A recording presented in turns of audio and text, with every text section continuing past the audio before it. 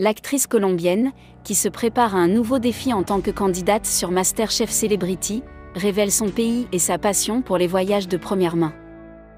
Elle nous a conquis lorsque nous l'avons rencontrée dans le rôle de Gaviota, aux côtés de William Levy dans le feuilleton à succès Café con aroma de Muger. Lorsqu'elle s'est habillée en danseuse de flamenco pour célébrer la foire d'avril en Colombie, montrant qu'elle est amoureuse de l'Espagne. Je suis sûre qu'il le fera quand il prendra bientôt en charge la cuisine MasterChef Celebrity. Mais Laura Londoño nous a davantage conquis en discutant avec elle d'un de ses grands hobbies, les voyages. Je suis une voyageuse invétérée, nous dit-elle. Avec Café con aroma de Muger, nous avons voyagé en Colombie et nous sommes tombés amoureux de ces plantations de café. Qu'est-ce que cela signifie pour vous d'être un ambassadeur de votre pays ? Je pense que c'est la plus belle chose qui me soit arrivée, la chose la plus honorable qui me soit arrivée. Je me sens fier, heureux et béni d'être un ambassadeur, vraiment. Comme c'est merveilleux qu'une autre version de la Colombie qui n'est pas son côté lait soit enfin connue. C'était injuste que de tous les visages qu'il a, seul un petit soit connu. Que sa grandeur, sa beauté, sa culture, son peuple soient reconnus maintenant, c'est, vraiment, quelle richesse, pour moi, pour nous, pour notre pays. Et quelle richesse aussi pour tous ceux qui peuvent le découvrir. Vous avez également été guide privé pour Jesus Calja dans votre pays, avec qui vous nous avez appris, en plus des lieux où le feuilleton a été tourné, d'autres spectaculaires comme le volcan Nevado del Ruiz ou l'Amazonie. Y a-t-il une autre destination incontournable que vous aimeriez nous faire découvrir ? Il a fallu des semaines avec Jesus Calja pour pouvoir voyager dans autant d'endroits que je le proposais initialement, mais regardez, je vous le dis, il faut aller à Carthagène, qui a une magie et un charme unique. Tous ceux qui visitent diraient oui, oui, oui. Vous devez en savoir beaucoup plus sur l'Axe du Café, qui est un très grand recueil de villes et avec des coins inimaginables. San Andrés et Provincia sont deux îles merveilleuses. Je me suis mariée sur la première, et elles ont des spots incroyables, hautement recommandés. Bien sûr, Medellín, je suis de là-bas, et de toutes les villes du département d'Antioquia. Comme ceux de la région de Cundinamarca. Et, bien sûr, Cali et la vallée du Cauca, où les gens ont cette sauce et ce rythme qui sort de chaque port. Ainsi compté, c'est un pays très varié. Oui, la Colombie est la deuxième plus diversifiée au monde. Un pays avec beaucoup d'autres à l'intérieur, car toutes les régions sont super différentes. Nous sommes chargés d'histoires dans chaque coin, très différentes et méritent d'être découvertes et, surtout, d'en profiter, car c'est un endroit pour en profiter beaucoup. On aime faire la fête, tout fêter et la preuve en est le carnaval de Barranquilla, le deuxième plus grand de la planète, après Rio de Janeiro. Seul celui qui le vit est celui qui en profite, le reste ne peut pas l'imaginer, mais celui qui a le plaisir de le faire va adorer, il ne voudra pas en sortir. Laura, d'autres recommandations ? Oui, la région naturelle des plaines orientales, également connue sous le nom d'Orinoquia, avec des couchers de soleil infinis de couleurs qui semblent avoir été peintes par une main spéciale, une musique particulière jouée avec la harpe lanra et le joropo, la danse typique. Ce domaine me passionne également.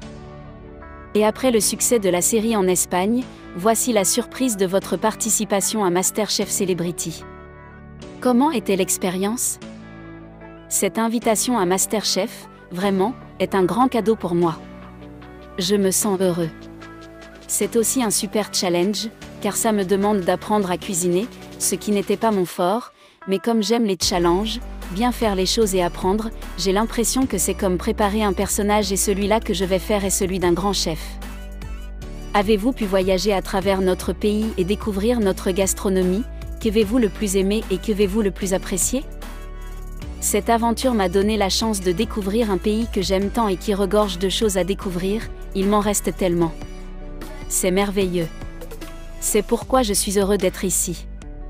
J'aime la musique espagnole, ce flamenco, cette touche tzigane me fascine. Gastronomiquement, c'est aussi un pays très fort, avec des saveurs très variables d'une région à l'autre. J'aime Madrid, je pense que c'est la ville que j'aime le plus. Cadix m'a semblé spectaculaire, Séville, San Sebastián, Ibiza, Formentera. Je n'ai rien connu que je n'aime pas. J'ai encore beaucoup à voir et à retourner dans des endroits que j'ai aimés.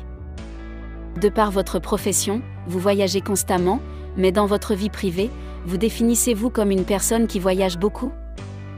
Je suis un voyageur invétéré, j'ai une âme très gitane. J'ai toujours une valise prête et un pied hors de la maison pour commencer n'importe où. J'ai beaucoup voyagé dans ma jeunesse et avant de me marier et d'avoir des enfants, mais maintenant je suis toujours en déplacement avec ma famille. Je pense qu'on en apprend beaucoup sur soi quand on quitte sa zone de confort et cet environnement où tout vous est familier et où tout le monde vous connaît. Tu te découvres dans différents endroits où rien ne te définit, de manière beaucoup plus libre et tu découvres vraiment qui tu es, ce que tu aimes et ce que tu n'aimes pas et pourquoi, et tu t'autorises des choses que tu ne t'autorises pas chez toi. J'aime aussi voyager parce que chaque fois que vous sortez, vous voyagez à l'intérieur. Quelle est la première chose que vous faites lorsque vous arrivez dans une destination où vous allez passer quelques semaines? Le voyage idéal est toujours un mélange de plaisir, de loisirs et de culture. En d'autres termes, si je vais dans un endroit où il y a une plage, par exemple, non seulement j'essaie d'y passer quelques jours à ne rien faire, mais je visite aussi des musées, des églises, car le voyage nécessite ce gramme supplémentaire de effort qui ne va pas seulement s'allonger dans un hamac et se reposer. Comment vous inspirez-vous pour voyager? Je m'inspire des multiples cartes que j'ai chez moi. Ils me fascinent, je les ai toujours aimées. Je vois où je suis, où je vis, à quel point le monde est grand et je pense que nous devons y aller et l'explorer. Je suis un globe-trotter, vous ne pouvez donc pas perdre de vue que nous sommes dans un endroit minuscule et que nous ne pouvons pas nous concentrer uniquement sur ce petit monde car nous cessons de vivre beaucoup de choses. Voir une carte me fait toujours penser qu'il y a tant à voir et à découvrir. Quel a été votre dernier grand voyage?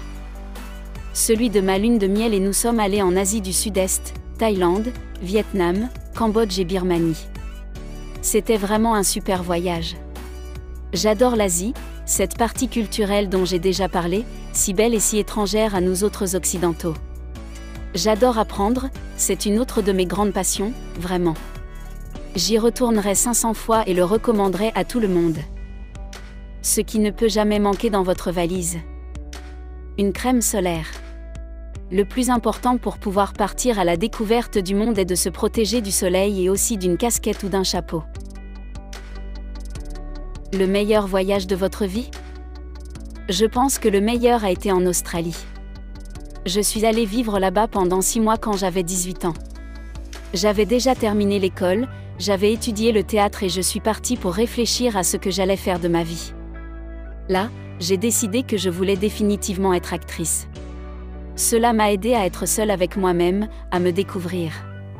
Passer du temps avec quelqu'un est très important, surtout dans un endroit où vous ne connaissez personne et où vous devez être avec vous 24 heures sur 24.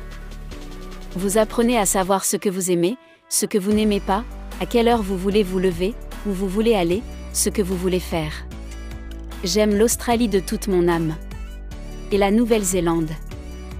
Si vous pensez à la nature, vous aimeriez vous évader à Bali. Je ne le connais pas et je meurs d'envie d'y aller depuis longtemps à cause de sa nature.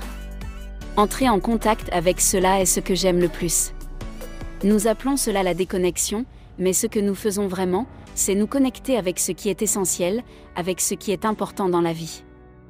Je veux emmener toute ma famille. Et si vous pensez à une destination urbaine, aimeriez-vous aller à Il y a beaucoup de villes que je veux visiter pour la première fois, mais quand je pense à celles que j'ai déjà visitées, New York me vient toujours à l'esprit. J'y ai vécu 3 ans et c'est l'endroit le plus urbain du monde et vers lequel il faut toujours revenir, car il est en constante évolution. New York est dynamique, agile, en mouvement continu et quand vous revenez après un certain temps, c'est une nouvelle ville, avec d'autres coins, d'autres lieux, d'autres personnes. Ce n'est rien de plus qu'un reflet de la façon dont nous changeons. Vous êtes plutôt voyage culturel ou gastronomique? Un mélange des deux, car culture et gastronomie vont de pair. Maintenant que j'apprends beaucoup sur la cuisine, je me rends compte qu'on peut apprendre l'histoire d'un pays à travers la gastronomie, car elle nous raconte le goût des lieux. C'est une partie essentielle. Vous arrive-t-il de voyager seul pour le plaisir? Je l'ai beaucoup fait. J'ai vécu seul à Paris quand j'avais 16 ans, puis en Australie, à New York et à Los Angeles, une partie seulement ici, car mon mari est arrivé et depuis je ne l'ai plus refait. Parfois, les gens me demandent pourquoi je suis une personne si confiante, je pense que c'est quelque chose que j'ai construit, en grande partie, en voyageant seule. Entrer dans un restaurant plein de monde, aller au cinéma ou marcher seul dans la rue est la clé pour tout le monde. Le voyage que vous avez encore en attente est de. Outre Bali, l'Inde bien sûr, le Moyen-Orient, l'Égypte et une autre destination en Afrique, car je ne suis allé qu'au Maroc. Partir en safari, par exemple, me paraîtrait incroyable. Il y en a tellement, que je suis excitée rien qu'en les imaginant.